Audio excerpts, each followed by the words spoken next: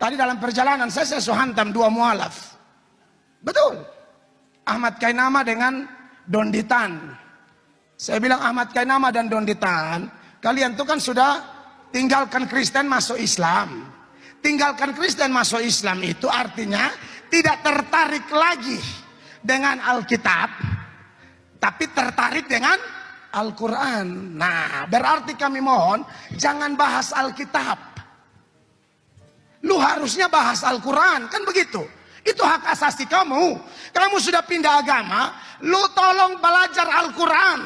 Karena lu memutuskan pindah Islam. Nah, mereka berdua ini masuk Islam, tapi bahas Alkitab secara ngawur. Kacau. Ya saya omong dari orang Islam. Orang Islam jangan percaya ini dua.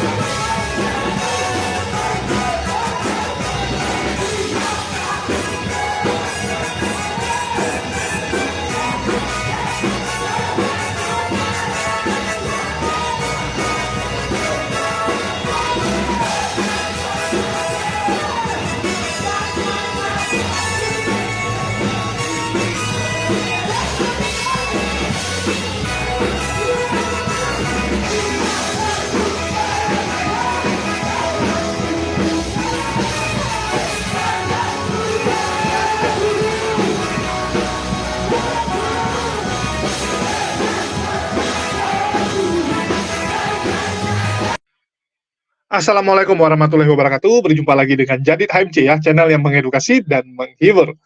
Pendeta Mel Atok ini ya, tidak henti-hentinya menghibur kita dengan statement-statement dan tingkah lucu dari beliau.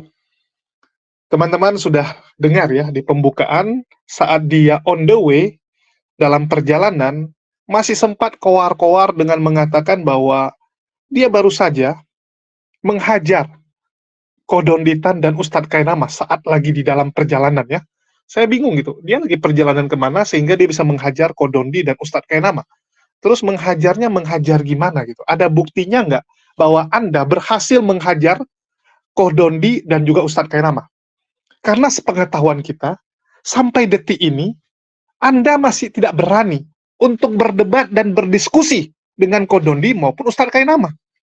Padahal udah jelas-jelas Kodonditan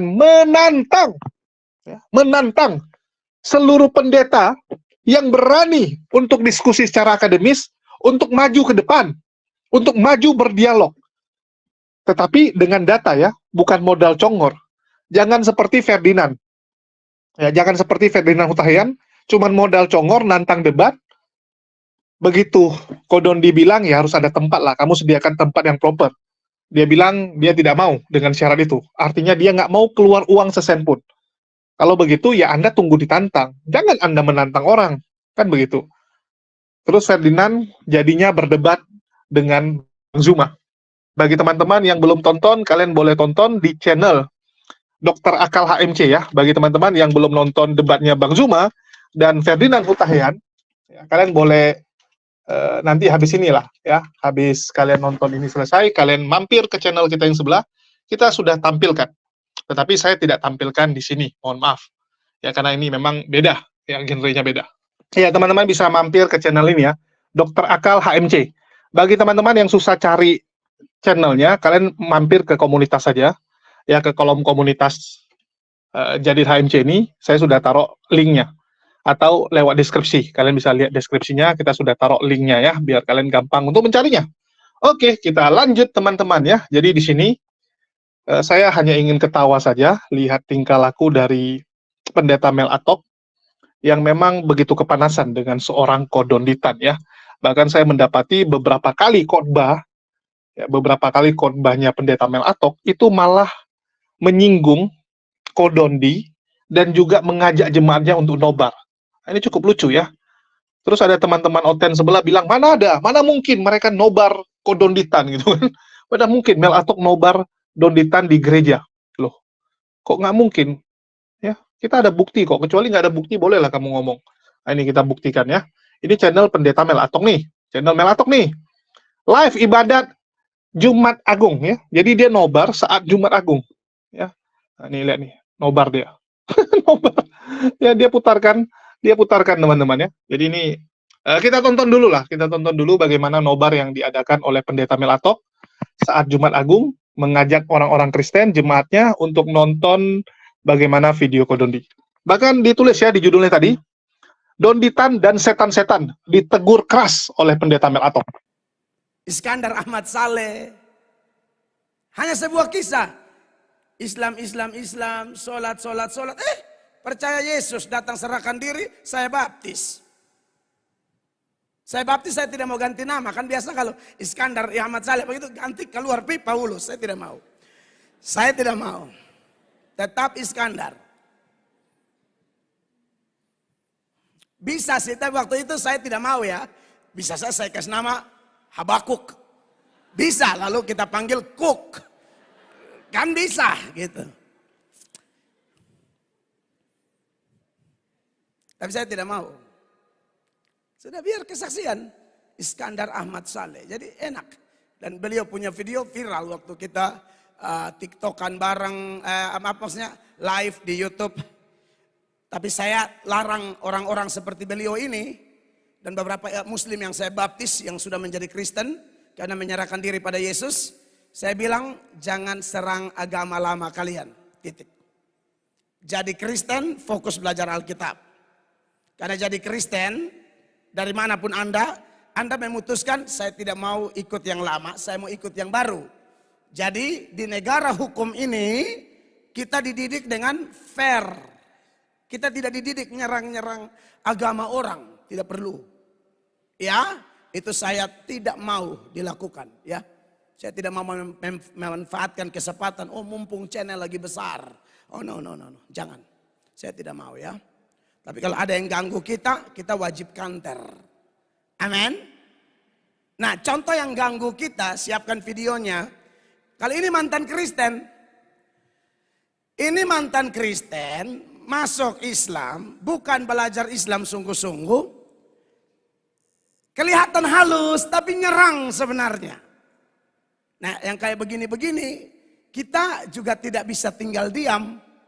Ya, channelnya, YouTube-nya, TikTok-nya naik loh, gara-gara bahas-bahas kita. Dan biasanya dia ngobrol dengan Kristen-Kristen yang jarang baca Alkitab. Sudah lama tidak ke gereja, itu dia telan habis. Namanya Donditan. Tunjukkan video Donditan berikut ini supaya saudara lihat. Perhatikan obrolannya. Gereja yang bilang kalau Yesus mati di atas kayu salib untuk menebus dosa dunia kan Paulus kan. Sekarang ingat nggak Yunia? Yang menyerahkan Yesus ke imam Yahudi siapa? Yudas Iskariot. Yudas Iskariot bisa menyerahkan Yesus ke imam Yahudi karena apa? Uang. 30 keping perak. Iya. Tapi sebelumnya waktu perjamuan kudus apa? Dia dibisikin sama siapa? Setan. Siapa? Iblis. Iya. Betul apa enggak? Iya. Ini udah lama nggak baca Bible nih maksudnya. Iya, udah lama banget. Betul kan? Kalau iblis nggak membisiki Yudas, kira-kira ada penebusan dosa nggak di atas kayu salib? Kalau iblis enggak? Kalau iblis nggak bisikin Yudas, bakal ada penebusan dosa di atas kayu salib nggak? Bakal ada. Dari mana? Kan Yudas kan menyerahkan Yesus karena dibisikin iblis. Dibisikinnya itu maksudnya kan? Iya, dibisikin untuk berkhianat, untuk mengkhianati kan? Ya. Berarti kalau iblis nggak membisiki Yudas, bakal Yesus disalib nggak? Enggak. Nah, kalau Yesus nggak disalib, bakal ada penebusan dosa nggak? Nggak ada. Nggak ada. Karena sudah terjadi penebusan dosa, berarti iblis berjasa apa berdosa? Berjasa lah, kan ya, jadi ada penebusan dosa tuh. Kalau berjasa masuk surga, masuk neraka. Iya, nggak tahu tuh dia di mana. Berarti itu kan ada konsep yang nggak logis. Nggak logis makanya kan. Ya kan? Berarti kalau gitu iblis, Yudas, imam Yahudi, Pontius Pilatus sama tentara Roma.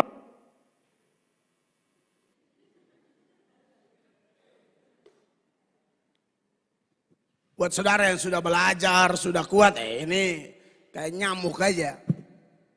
Mati. Tapi buat yang buat yang Senin Kamis, timbul tenggelam, pas-pas kabar muncul di gereja, itu repot loh. Buat Anda yang mahir, ya apa sih ece-ece banget itu. Iya kan? Tambah lagi yang dia wawancari, udah lama banget nggak baca Alkitab. Itu orang Kristen tuh. Ya juga ya, udah lama banget ya. Gila banget ya. Gua aja puyeng. Ya elah. Jadi gini. Nah, saudara, orang-orang kayak begini, memang saya bikin di situ donditan dan setan-setan. Ini bukan margatan ya. Dia donditan dan setan-setan semua yang suka otak-atik firman, yang tidak paham, itu apa boleh buat, pasti masih ada. Sikap kita kepada mereka bagaimana? Yang pertama, mendoakan. Yang kedua, mengampuni. Amin. Dan yang ketiga, bantah. Banyak orang Kristen sampai kepada mengampuni dan doa. Sudah, pembalasan adalah hak Tuhan. Saudaraku, Tuhan itu senang kalau ada jemaat yang keras, kalau ada yang palsu-palsu, yang memutarbalikkan firman lalu Anda bela, Tuhan senang sekali sama saudara. Makanya jemaat di Efesus itu. Iya, kita selalu tampilkan bukti ya, supaya jangan ada tuh mulut-mulut nggak jelas gitu. Bahkan udah kita tampilkan bukti, kadang-kadang itu yang komentar itu udah nggak nonton asal ngomong. Dia bilang mana mungkin. Kau nonton dulu, jangan bilang mana mungkin. Mana ada Mel Atok, itu mungkin lagi kajian loh. Itu dia tulis live ibadah. Kalau kajian beda, ya kajian mungkin di ruangan atau di rumah jemaat. Ini jelas-jelas di mimbar gereja. Dan tulis live ibadah. Kalau bilang menipu, ya dia menipu. Saya cuma mengutip.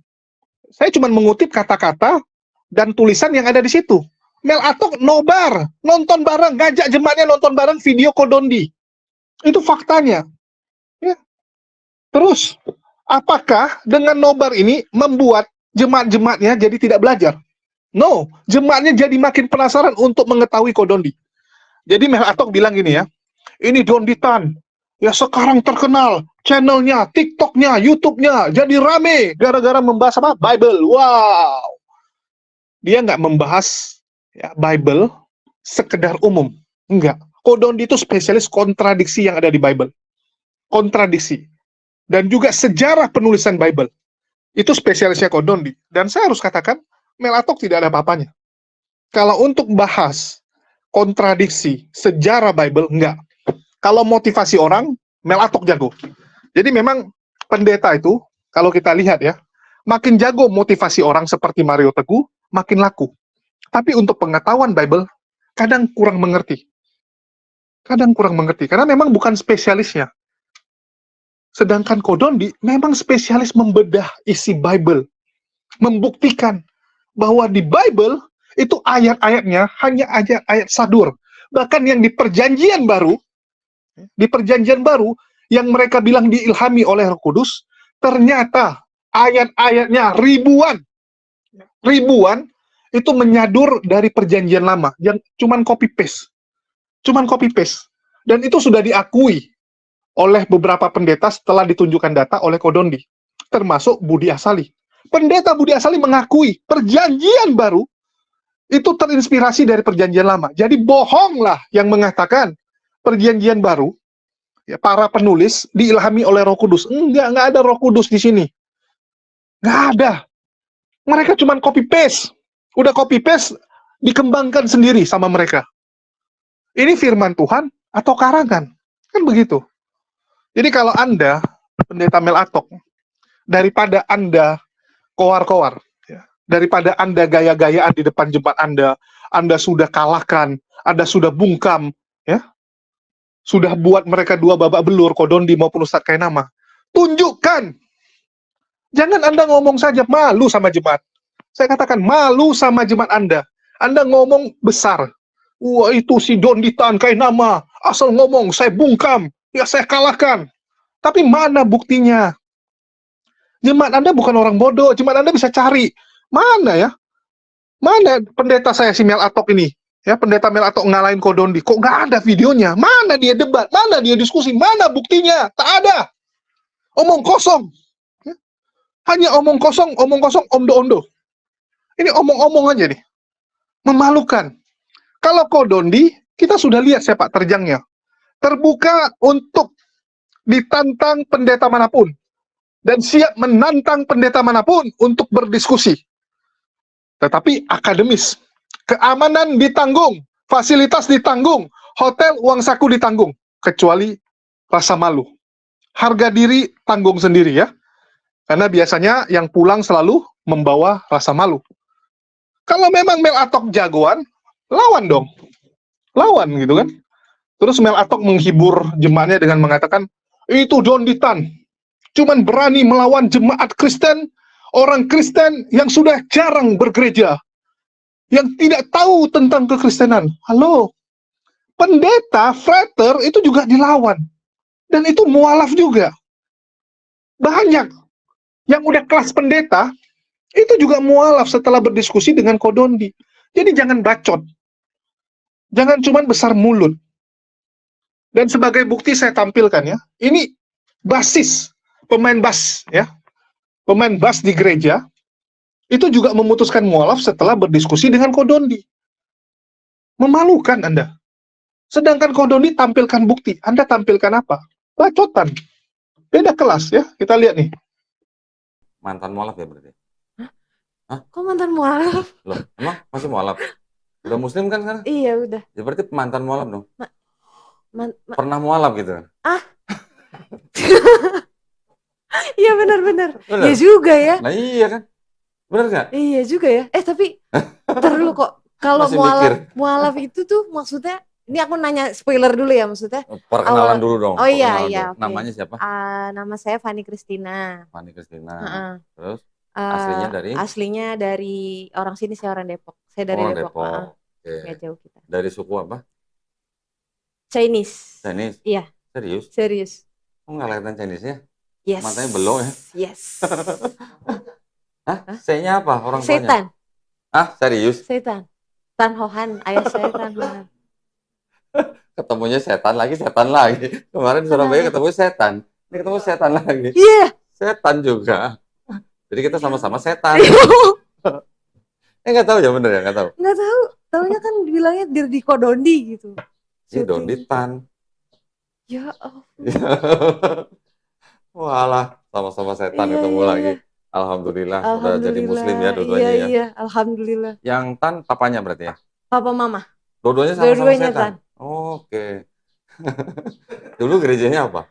Dulu kalau mama GBI, mama papa GBI, Betani. Astagfirullahaladzim, ketemu lagi. Saya juga dulu GBB Tan. Ya Allah. GBB Tan di mana? Dan Bogor Raya. Dana Bogor Raya. Oh. Bogor. Saya dulu yang di Hotel Metropolitan Bekasi. Oh, Hotel iya, Horizon, iya. Hotel Horizon Metropolitan Mall Bekasi. Mm-mm. Sama-sama setan, sama-sama mantan GBI. Iya. Insinyur Niko berarti kan? Iya, Jalan gitu. iya, iya. Jadi apa dulu di gereja? Gini, sebenarnya ceritanya gini, kalau mama sama papa itu kan gereja nih di GBI. Tapi kakak saya ini yang pertama dia ini kebetulan kuliah teologi. STT.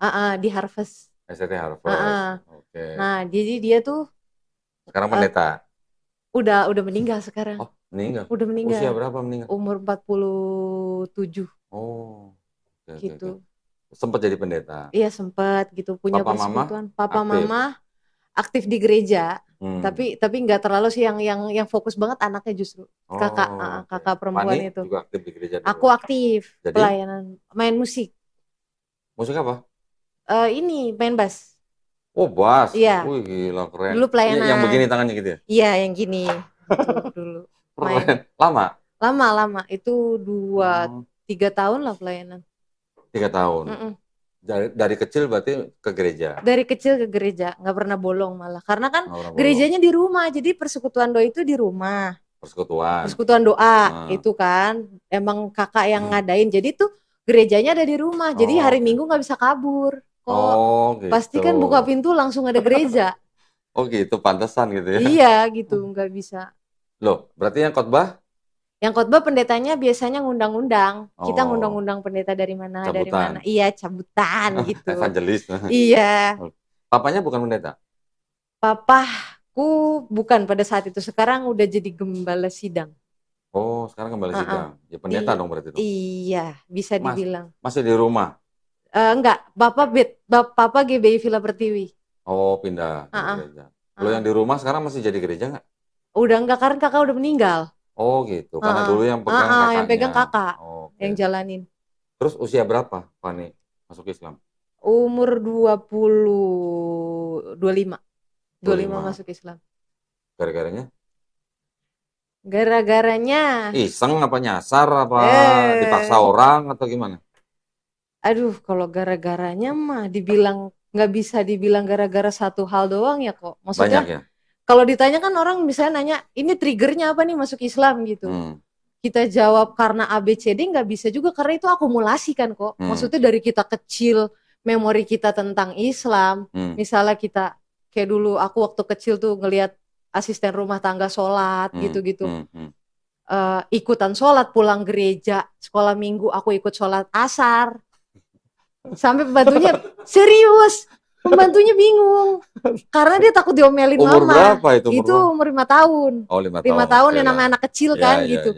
Wah dia sholat, aku ngambil serbet gitu di bawah, aku pakai jadi mukena gitu kan. Aku ikut pakai jepitan jemuran di sini nih gitu. Aku sholat, aku ikut. Terus? Nah sampai dipikir itu kelakuan anak kecil doang kali, kata asisten rumah tanggaku.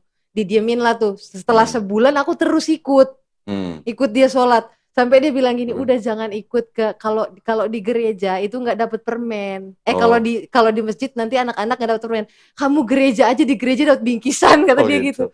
Saking dia takut diomelin gitu. Sama mama, sama orang tua. Itu kecil, nggak ada intensitas. Maksudnya aku pada saat itu nggak mikir Tuhan itu apa gitu ya. Udah emang karena ngikutin gitu. Terus setelah agak besar, terus pelayanan kan. Aku masuk 13 tahun pelayanan di Persekutuan Doa Kakak gitu. Main bass tuh awalnya. 13 tahun udah main bass? 13 tahun main bass. Keren amat. Main bass itu karena pemain bassnya ganteng di gereja. Jadi pengen gitu. Pengen belajar sama dia, ganteng banget, dia keren gitu. Belajar tuh. Dan kebetulan koko sepupu yang main bass pada saat itu di gereja. Belajar main. Nah dari pintu inilah justru dari pelayanan ini aku masuk ke industri musik kok akhirnya. Masuk ke industri, komersil. Oh bikin band? Bikin band. Nama bandnya apa? Nama bandnya dulu ada, dipegangnya sama Stephen Coconut, almarhum. Reggae cewek-cewek semua. Oh gitu. Namanya The Jasmine, ganti nama jadi Sebut Saja Melati gitu-gitulah. Pokoknya main di industri, terus session player juga aku kayak Intan RJ. Bass jadi session player Intan RJ, session playernya Mas Aziz Gagap, dulu sempet bikin single gitu-gitulah. Pokoknya serius band serius yang rocker juga Mas, itulah gitu. Oh itu. Jadi cabutan lah aku, nggak banyak ini, tapi cabutan aja gitu. Jadi ini namanya pemain bass tembak gitu. Iya betul. Jadi aku additional. Bukan sopir angkot tembak doang ya? Karena gini, kalau kita punya band itu kan kalau kita nggak cabutan, kadang-kadang kita diem di satu band, pada saat itu mikirnya pengalaman kita akan stuck di situ aja kan, di satu band gitu. Kalau kita jadi ibaratnya banyak band itu kan, jadi pengalamannya banyak tuh, beda-beda gitu. Terus dari situ? Nah udah tuh, dari situ mulai dapet teman-teman yang Muslim. Kan aku besar nih karena Chinese, terus karena gerejanya kayak gitu, lingkungannya kayak gitu, sekolah Katolik, sekolahku sekolah Katolik gitu, hampir nggak ada teman Muslim. Nah ini pintunya kok, malah dari musik band ini, dari pelayanan ini akhirnya jadi main musik, jadi ketemulah teman-teman Muslim kan, gitu. Terus? Nah terbukalah itu, mulai pembicaraan kayak misalnya gini, aku pertama ke-trigger gini kan, ada yang kayak kalau dulu itu, kalau zaman aku muda dulu ya nggak tua-tua amat sih sekarang juga gitu, maksudnya pada era ini, kejebak nih kayaknya, nggak pada saat era itu. Kamu berasa tua ya? Berasa tua, maksudnya kayak 15 tahun lalu itu kita bahas agama kan, maksudnya nggak kayak sekarang ya, sama teman-teman. Kita tuh pembahasan agama bukan yang sensitif kayak yang sekarang gitu. Maksudnya, emang sekarang sensitif? Kayaknya sih, iya nggak sih? Enggak juga. Enggak ya, maksudnya kalau dulu tuh tergantung circle-nya kali ya. Nah udah tuh, nah itu tuh pada saat itu tuh bukan hal yang sensitif gitu ngebahas kayak kebetulan di lingkungan main musikku itu gitu, kayak misalnya temanku ada yang hafal Al-Fatihah gitu, dia Kristen gitu. Iya Kristen tapi hafal Al-Fatihah gitu. Saking mungkin karena dia gaul di musik gitu, temennya sholat kan gitu ya gitu. Al-Fatihah, terus diceng-cengin, yaudah yuk bisa yuk asyhadu gitu kan, digituin kan, sama yang temen yang muslim gitu. Terus aku ngamatin gitu, aku liatin ada temen-temen yang sholat gitu, dia bisa tiap gini ada, sampai aku triggernya ketemu orang satu dulu itu mungkin yang bisa dibilang jadi titik balik aku masuk Islam juga ya gitu. Yang kebetulan sekarang jadi suami aku. Oh gitu. Gitu. Awalnya tuh aku ngelihat jadi gini, ceritanya lucu sebenarnya gitu. Pada saat itu aku memang sedang hobi-hobinya baca buku gitu. Pada saat itu lagi ngopi aja gitu, lagi ngopi. Terus kebetulan di kedai kopi itu nggak jauh lah gitu dari rumah kan. Aku ngopi, aku baca di situ banyak buku Islam kok. Banyak kayak buku tentang mazhab. Di warung kopi. Oh keren. Makanya keren banget kan. Terus, nah jadi aku baca kayak aku emang udah suka tuh Rumi kayak gitu-gitu awalnya yang nggak terlalu ini kan. Maksudnya aku baca Rumi bahwasanya tentang yang Allah itu lebih dekat dari urat nadi gitu-gitu kan. Itu awalnya masuknya dari situ gitu aku. Terus? Nah aku suka gagasan-gagasan kayak gitu. Nah terus setelah pokoknya singkat kata aku baca sambil ngopi itu aku baca gitu. Terus aku lihat lingkungannya yang memang lingkungan dia gitu, lingkungan dia besar dan teman-teman di musik juga yang aku ceritain tadi gitu, yang sholat, yang apa, yang dia bisa dengan ada azan, kegiatannya semua ditinggal, dia ke masjid gitu. Nah itu aku penasaran gitu loh, sama ingatan-ingatan tentang kayak asisten rumah tangga gitu pada dulu waktu masih kecil. Ya udah aku nyari. Akhirnya setelah akumulasinya itu, nah puncaknya ini balik dulu ya dikit, tadi kayaknya kelewat tuh. Yang pas aku pelayanan kan ya, aku pelayanan, puncak curious-nya aku itu pas aku umur 14 tahun kritis. Jadi aku nanya ke pendeta. Pada saat itu aku nanya ke pendetaku tentang Trinitas. Setelah aku gaul tuh, yang aku gaul sama teman-teman muslim itu, pertanyaan tentang Trinitas itu makin menjadi-jadi kan gitu. Kok dia bisa Allah itu tiada Tuhan selain Allah. Oke, itu masuk akal buat aku. Pemahaman akidah mereka masuk akal gitu pada saat itu. Tapi kok akidahku sendiri aku bingung gitu loh. Trinitas, aku tanya ke pendeta gitu. Terus? Aku tanya ke pendeta. Jawabannya? Nah, ya Trinitas itu 3 di dalam 1 katanya. Jadi ada Allah Bapa, Allah Putra, Allah Roh Kudus kan gitu. Nah itu sesuatu yang harus dipercayai, bukan sesuatu yang harus dipertanyakan gitu. Kata. Oh, jadi nggak boleh nanya. Iya, kata dia, udah kalau syaratnya, nggak tahu mungkin dia buru-buru kali waktu itu ya, pendetanya gitu, bukan berarti kita bersuuzon apa gimana. Pokoknya gitulah dia jawabnya cepet-cepet mungkin gitu. Jawabnya gitu. Ya udah itu sesuatu yang harus kamu percayai gitu. Kalau ya memang iman Kristen seperti itu gitu. Terus saya tanya lagi dong, karena namanya anak masih lagi sedang kritis-kritisnya kan gitu. Saya tanya, ya berarti Allah itu titisan, Isa itu titisan, Yesus itu titisan Tuhan, Bapak gitu titisannya. Seperti Dewa Krishna itu Krishna itu titisan dalam Hindu gitu, iya kan gitu. Terus jawabnya apa? Ya enggak bisa begitu memahaminya. Iman itu sesuatu yang harus kamu percayai. Gitu aja terus. Gitu terus. Ada yang ketawa. Tapi iya enggak? Iya. Ada iya enggak sih? Iya, ya mungkin dia buru-buru gitu aja kan gitu. Ya karena penasaran. Ya kan, jadi karena dia mungkin buru-buru, anggapnya buru-buru gitu. Gak ada waktu buat jawab kan. Nah karena itu makin geremet-geremet aku gitu. Geremet-geremet gitu. Iya kayak penasaran. Iya, yang kenapa maksudnya jawabannya gitu. Kenapa jawabannya kayak gitu? Ya udah. Jadi nggak dapet jawaban yang memuaskan. Nggak gitu. dapet. ya mungkin kalau dibilang agama itu harus pakai akal ya betul gitu. Ya, tapi memang kan kalau di Islam kita kan diajarin ada batasannya juga gitu. Maksudnya kita tetap harus menggunakan akal, tapi tetap jangan keluar dari Al-Quran dan As-Sunnah kan gitu. Iya. Kayak gitu. Tapi dari umur 14 sampai syahadat umur berapa? 25. 25. Itu kan lumayan lama, berarti 9 tahun kan? Iya. Itu di tengah-tengahnya yang sudah main band komersil. Udah. Itu udah bergaul dengan teman-teman muslim. Udah.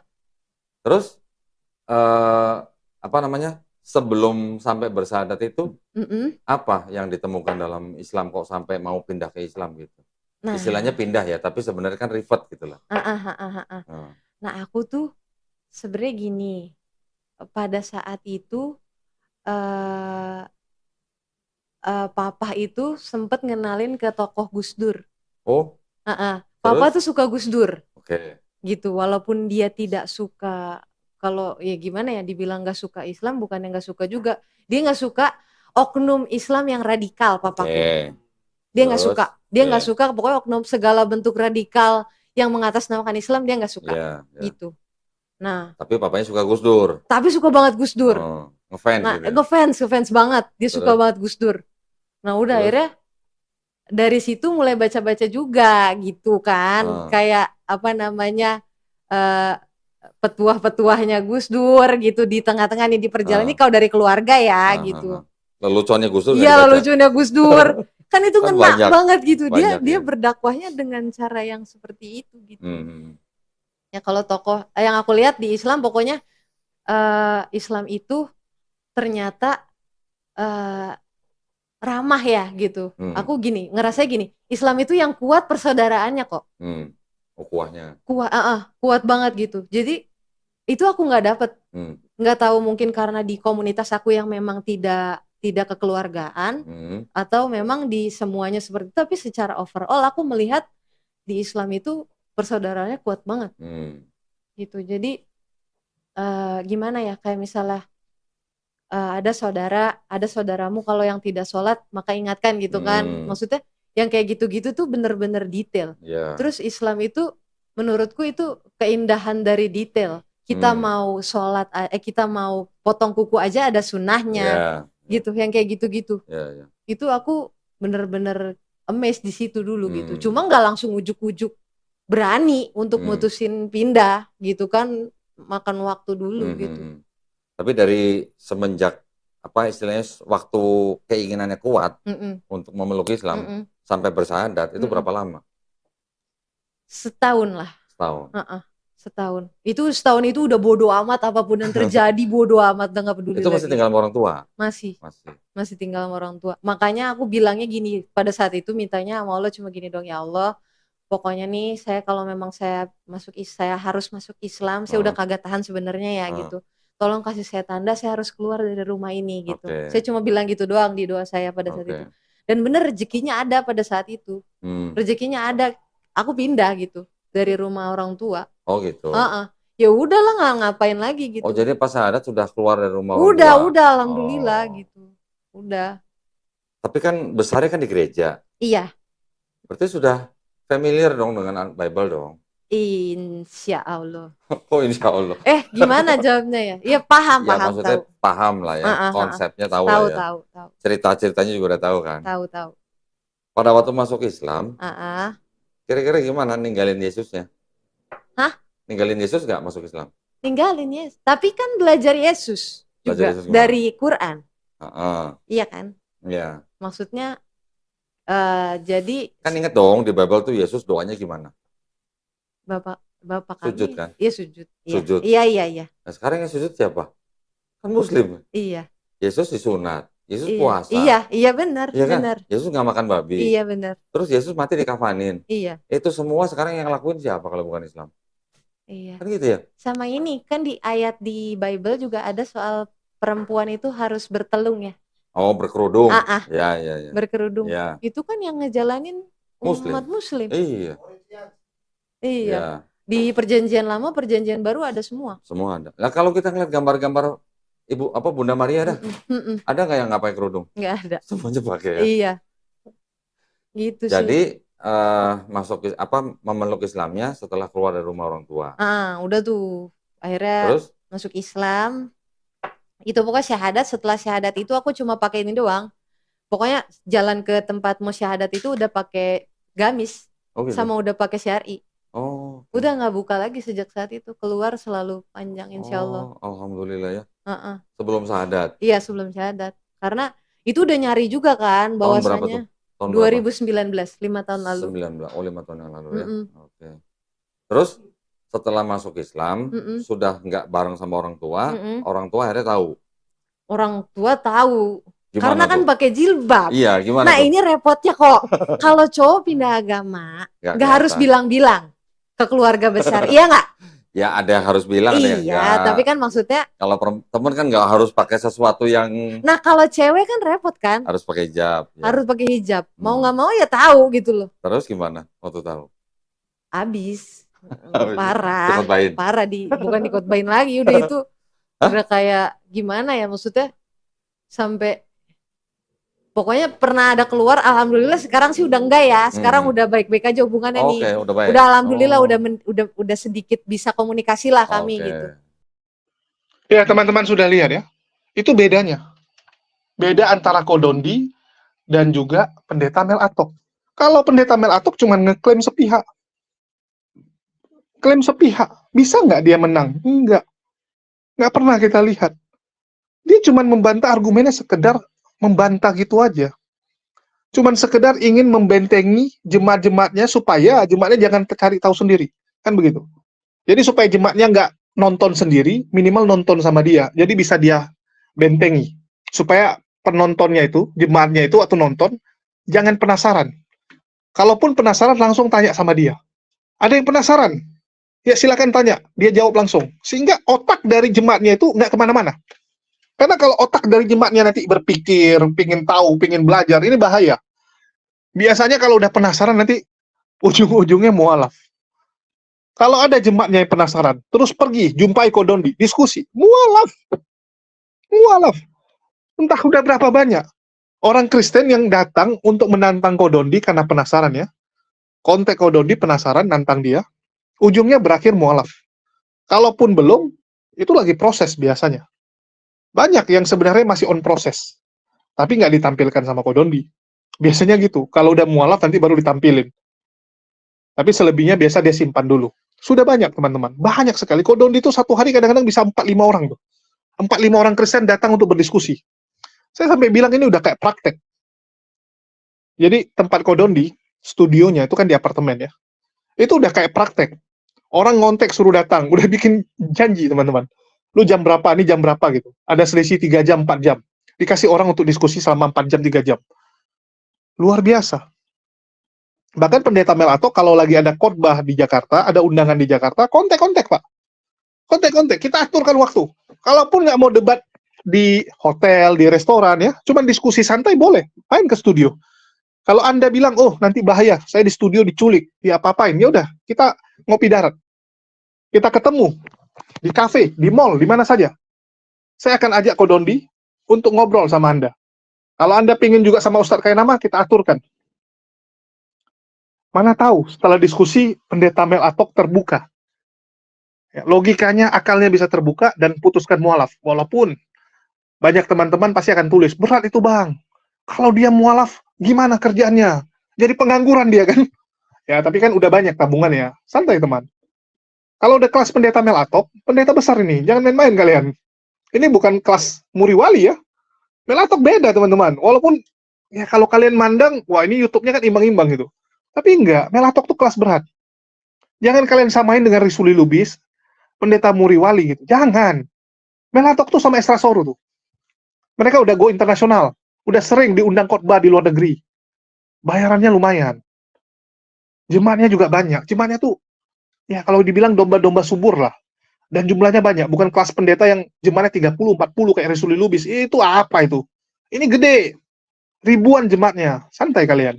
Kalaupun dia mualaf, dia jadi pengangguran, dia pasti bisa usaha yang lain kok. Masih banyak tabungannya. Bisa lah dia nggak kerja 10 tahun pun masih hidup. 10 tahun dia nggak kerja masih hidup. Masih cukup. Santai. Jadi Kita harap setelah diskusi dia bisa mualaf. Itu yang penting. Karena tujuan kita berdiskusi ini adalah membuka akal teman-teman. Ya. Terus kalau dibilang, kamu sudah mualaf, ngapain kamu bahas Alkitab? Ya, harusnya kamu belajar saja Quran gitu kan.